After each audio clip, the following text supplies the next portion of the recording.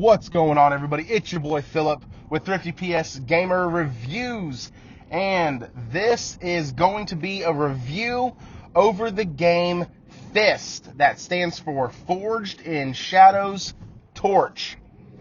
This game is amazing. I want to bring it to light as an indie game it's a side scroller, it's a Metroidvania. It is a awesome experience. Let's dive into what makes this game so fun. First of all, hit that like button, subscribe if you haven't already. I have new videos over mostly indie retro titles. Occasionally you'll see a AAA exclusive. Let's get in here and get this thing started. Start off with graphics. This is I'd call it a 2.5D. It's not it's a platformer, and you can't go into the screen or out of the screen, but certain things on the screen, like obstacles and stuff like that, do have a element of depth to them. It's really clean looking. The artwork is fun. It's like a steampunk, cyberpunk type aesthetic to it. I absolutely love that. I think the game did a great job with the art direction of it. It is very much cartoony in its concepts, but very almost realistic world type stuff. Now, I say that being on the fence about it a little bit because it doesn't always look like that. Like, you could see the bear, and you run around as a lot of these, and run into a lot of different animal characters. They're called Furtisans instead of citizens, Furtisans, and so that's pretty cool. Play on words. It's a real, like, great, fun use of these graphics. I have nothing negative to say about the graphics. It's not going to be your Horizon. It's not going to be even in the same vein of like a Deus Ex, where they try to go for realism. It's not going to be like that. But it's also not going to be super, super over-the-top cartoony. They found a really good blend that I think fits very well with this game. With that, let's get into the story. It actually has a really compelling story. I like the story in this. Just when you're like, man, I've been playing for a while with no more story drops or anything, all of a sudden you'll get a really interesting bit of story between, finding a new zone or something like that. Or after you defeat a boss, you'll get a little tidbit of story. Or one thing that it does is when you show up to a new area, you'll sometimes hear some of the Iron Dogs, which are the group that you're fighting against. You'll hear them talking, which gives you more insight into the characters and into the bad side and kind of what the evil Legion is trying to do to take over Torch City, or Shadows Torch. I'm sorry. And like, you have all of this, and it's really cool, and it's really fun. It doesn't reinvent the wheel at all. It's your same good versus evil, people trying to take over the city, the world, whatever. Now you got to try to stop them. Really awesome. There are a lot of different dynamics. There's actually one point where you get to go to this section early on in the game where it is controlled by rats, and they're kind of like a mafia-style rats, which I thought was really cool.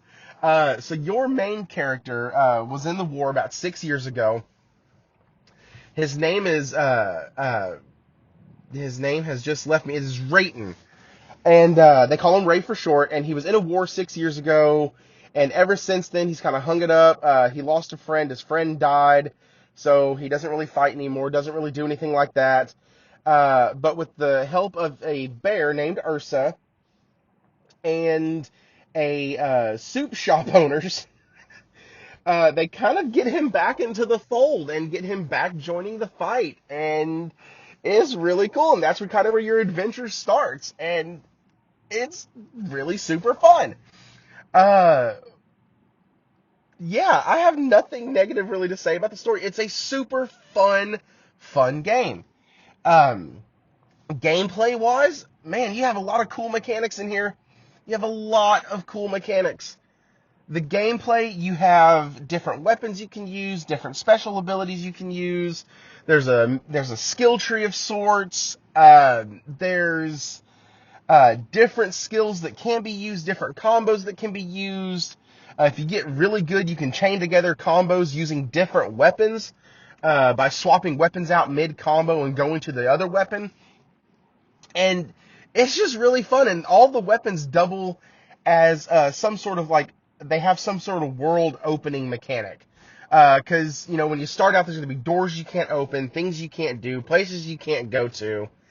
And so you have all of this stuff that is super, super fun. It makes the world feel huge, because as you unlock new weapons, you unlock new doors. And you have to go back to those doors and unlock them. And that may sound like a tedious task, but it honestly doesn't take that long because you're also opening up shortcuts and other things throughout. So it's really, really, really well done. The gameplay loop on this thing is really well done. There's collectibles all throughout. There's data discs that you need to increase your skills. There are upgrades to how much your health, your carrot juice, because you play as a rabbit, how much your carrot juice actually helps and heals you. You can upgrade that. You can upgrade your skills. Or your skill points. You can upgrade your health. You can upgrade your SP, which is it's basically like MP. For you RPG fans, it's an SP gauge that anytime you use a special ability, it drains it by 1. You can increase that. You can even eat noodles that increase, give you temporary buffs and bonuses.